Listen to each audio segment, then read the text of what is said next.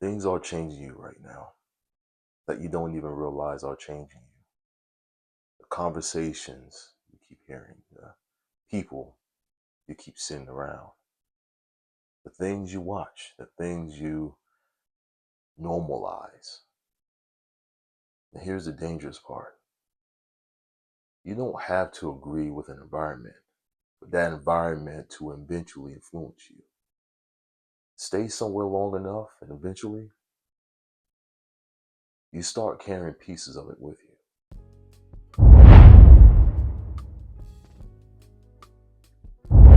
Hello everyone, welcome back to Elevate You Lifestyle. I'm Aaron Quick Nelson. Imagine this. You walk into a room filled with a powerful fragrance. At first, you notice it immediately. It's everywhere, on the furniture, in the air. You can almost taste it. But after sitting in that room for an hour, something strange happens. You stop noticing it. You think the smell disappeared, but it didn't. You just became accustomed to it. Then you leave. You walk outside, and someone passes you and says, "What's that smell?" You look around, then you realize it's you. You were in the room so long that you started carrying the scent. This is what we're going to talk about today. Let's dive into it. Now, let me tell you why this matters. Because life works the same way. Every environment has a scent. Not the one you smell, but the one you absorb. Spend enough time around negativity, eventually negativity starts sounding normal. Spend enough time around people who complain, and eventually complaining becomes conversation. Spend enough time around people who have given up, and eventually your own dreams start feeling unrealistic. Spend enough time around chaos, and eventually peace starts feeling uncomfortable.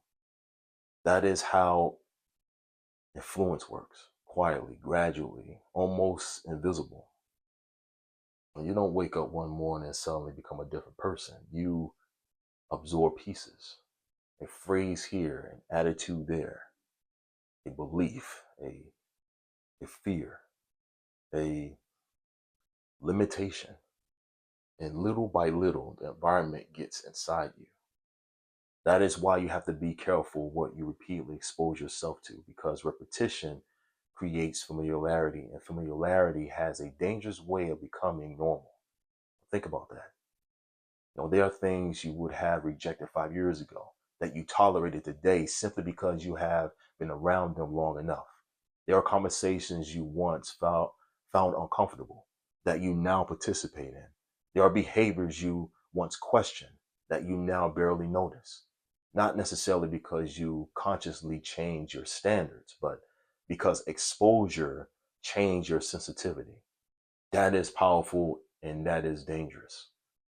Because one of the greatest threats to your growth is not always something attacking you. Sometimes it's something slowly becoming normal to you.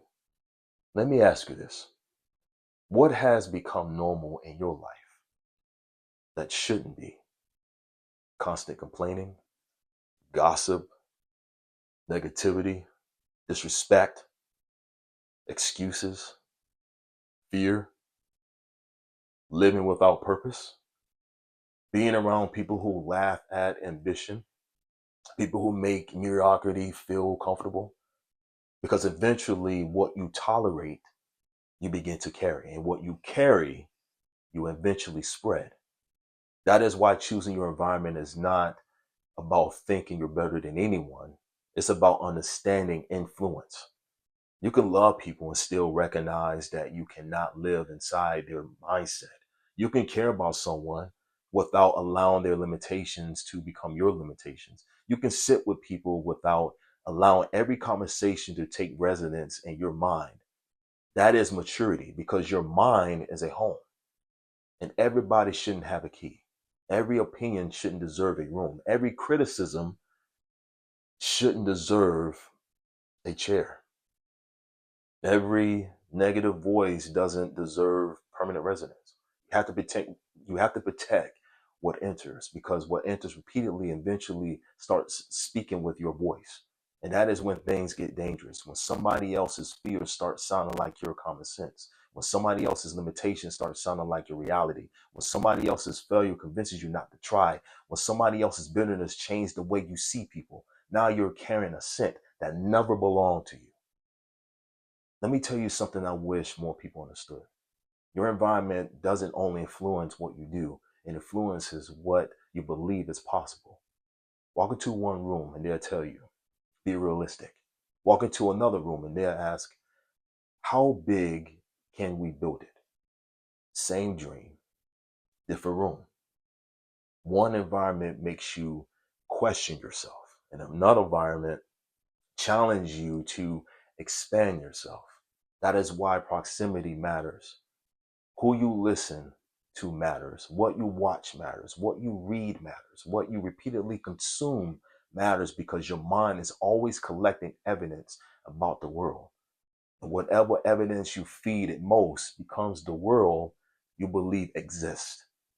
If all you do is consume is fear, the world starts looking dangerous. If all you consume is outrage, everyone starts looking like an enemy. If all you hear is why everything cannot be done, eventually possibilities starts looking foolish. But the opposite is also true. Surround yourself with people who build, and building becomes normal. Spend time around people who learn, and curiosity becomes normal. Listen to people who challenge themselves, and growth becomes normal. Be around people who keep their word, and integrity becomes normal. That is why elevation is not only about working harder. Sometimes elevation requires changing what you're standing next to, because you can plant the strongest seed in the world, but environment still matters. Wrong soil, wrong temperature, no sunlight, and eventually every even something with incredible potential struggle to grow.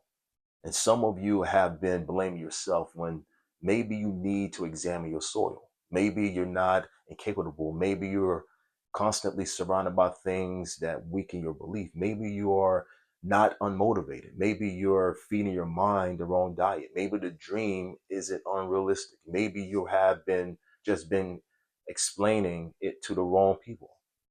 That's why awareness is so important. You have to periodically step outside the room and ask yourself, what have I been carrying? What this fear is? This fear is mine? Is this belief mine? Is this limitation mine? Or did I simply spend so much time around it that I forgot where I came from? That's a question worth asking, because you cannot change what you don't recognize.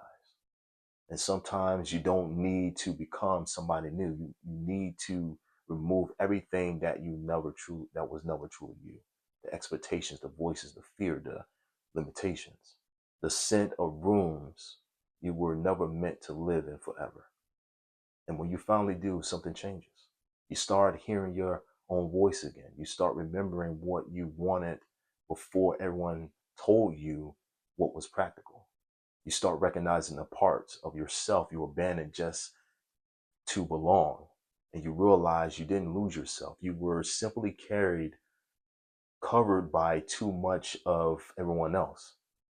So be intentional about your rooms, not just physical rooms, the mental rooms, the digital rooms, the emotional rooms, the room you are in when you scroll your phone, the room you are in when you listen to conversations, the room you are in when you choose what information enters your mind, because you are always absorbing something. The only question is, what are you becoming accustomed to? Every room has a scent, and if you stay long enough, you'll carry some of it with you. You choose the rooms carefully. Choose your conversations carefully. Choose what you repeatedly allow into your mind carefully, because one day you may realize that the voice telling you who you can't become was never your voice to begin with. Sometimes elevation begins when you finally step outside and breathe different air. If this message spoke to you today, make sure you hit the like button and share this with someone who needs to hear it. This is Elevate You. And as always, let's elevate.